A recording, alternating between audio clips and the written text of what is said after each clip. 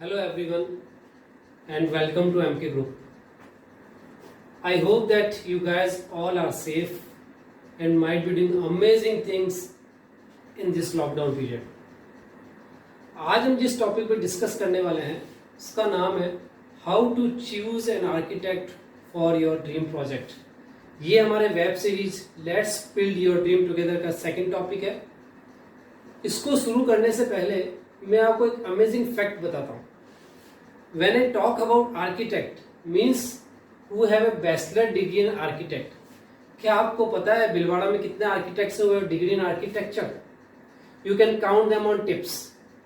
इस चीज को इस तरह से समझिए, भिलवाड़ा में बहुत सारे सीए हैं लेकिन कई लोग ऐसे उनकी प्रैक्टिस इतनी सुपर चल रही है even though they are not CA. The same thing applies to the architect field also. मैं आशा करता हूँ जो मैं कहना चाह रहा हूँ वो आप लोग समझ गए होंगे। So let's start. So guys, किसी भी आर्किटेक्ट को अपने ड्रीम प्रोजेक्ट पे चूज करने से पहले आपको 3 होमवर्क करने हैं।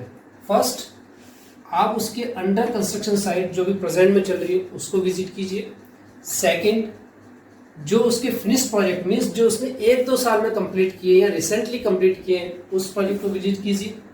थर्ड एंड द लास्ट, जो उसने 5 साल पहले प्रोजेक्ट बनाया था उस प्रोजेक्ट को भी एक बार आप विजिट कीजिए। जब आप अंडर कंस्ट्रक्शन प्रोजेक्ट पे जाते हैं तो आप वहां पे कॉन्ट्रैक्टर से बात करके ये वेरीफाई कर सकते हैं कि जो आर्किटेक्ट ने आपको ड्राइंग्स दी थी वो आपको समझ में आ रही है कि नहीं आ रही है, या फिर आर्किटेक्ट की जो ड्राइंग्स है वो टाइम पे आ रही है कि नहीं आ रही है। प्लस ओनर से आप ये बात कर सकते हैं कि आर्किटेक्ट को जब अपन बुलाते हैं या जो अपनी रिक्वायरमेंट्स हैं उनको ढंग से हैंडल करता है और टाइम फ्रीक्वेंसी क्या है उस पर साइट पे आने की। सेकंड, जब आप फिनिश प्रोजेक्ट पे जाते हैं तो आप डायरेक्ट ओनर से बात कर सकते हैं कि भैया आपके प्रोजेक्ट को बने हुए 1-2 साल हो गए, आपको क्या लगता है कि आर्किटेक्ट ने अच्छा काम किया है, क्या उसने प्रोजेक्ट एग्जीक्यूशन में पूरी हेल्प की है, आपको मटेरियल परचेज में आपको गाइड किया है एटसेट्रा, और आपको क्या लगता है कि इसमें और क्या इस प्रोजेक्ट में इंप्रूव हो सकता है जो कि आर्किटेक्ट भूल गया। लास्ट एंड फाइनल, उसके 5 साल प्रोजेक्ट को आप विजिट कीजिए।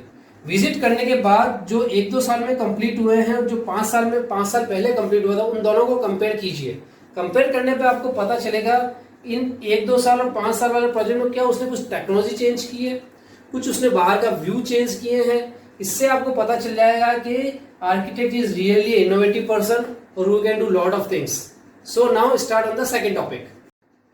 इन तीनों होमवर्क से आपको आर्किटेक्ट के बारे में फीडबैक मिल जाएगा। अगर आप 80 to 90% पॉजिटिव फीडबैक पाते हैं तो फिर आप सेकंड स्टेप पे जाइए। अब आप रिक्वायरमेंट लेके अपने आर्किटेक्ट के पास जाएं और उसे अपनी रिक्वायरमेंट विस्तार से बताएं, मुझे अपने प्लॉट में क्या क्या चाहिए।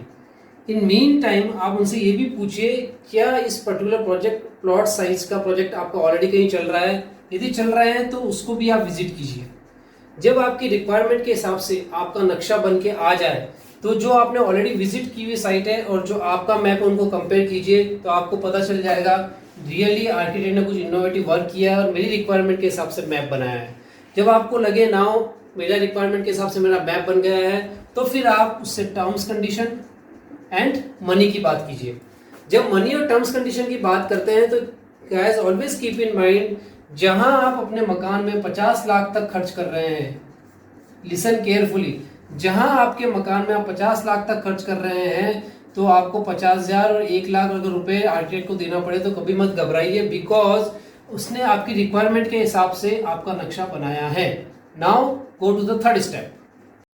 जब आप अपने आर्किटेक्ट से टर्म्स एंड कंडीशन की बात करते हैं there are certain points you should always talk. First, rate की बात तो आपकी पहले हो ही चुकी है। सेकंड, आपको बात करनी है साइट पे विजिट फ्रीक्वेंसी क्या रहेगी, क्या उसका वो एक्स्ट्रा चार्ज करेगा या ऑलरेडी फीस में इंक्लूडेड है। थर्ड थिंग, उसे क्लियर कीजिए जितनी भी ड्राइंग्स होगी उसकी मुझे सॉफ्ट कॉपी चाहिएगी, ना कि हार्ड कॉपी तो डेफिनेटली प्रिंट के रूप में आपको देगा ही, लेकिन सॉफ्ट कॉपी भी चाहिएगी क्योंकि डाउन द लाइन अगर आपने किसी नए इंटीरियर को हायर किया अदर देन आर्किटेक्ट तो आपको सब कॉपी चाहिएगी, अदरवाइज वो इंटीरियर आपसे वापस चार्ज करेगा। फोर्थ थिंग,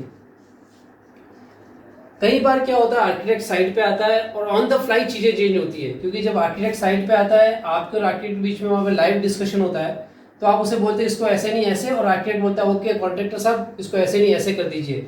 हाथों हाथ उसको आप ड्राइंग में रिफ्लेक्ट कीजिए, उसका भी प्रिंट और उसकी भी सॉफ्ट कॉपी लेना कभी मत भूलना।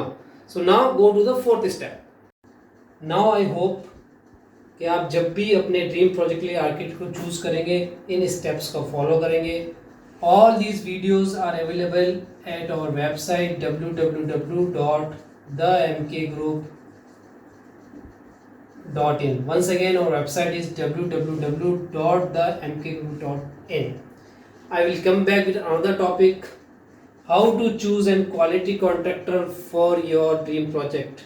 Once again, आपको अपने ड्रीम प्रोजेक्ट के लिए कॉन्ट्रैक्टर को कैसे चूज करना है उसके बारे में आपको मैं नेक्स्ट एपिसोड में बताऊंगा। Till then, goodbye, stay home, stay safe.